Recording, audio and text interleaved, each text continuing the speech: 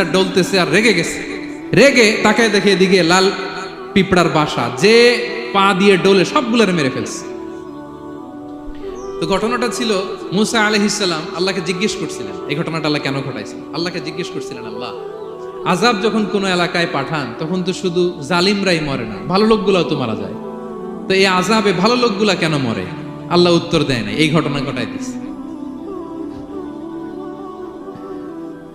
পিঁপড়া যখন কামড় দিছে রেগে সবগুলো মেরে ফেলছে। আল্লাহ বলে, মুসা কামড় দিছিল কয়টা? কয় আল্লাহ একটা। তো ওগুলোর মারলা কেন?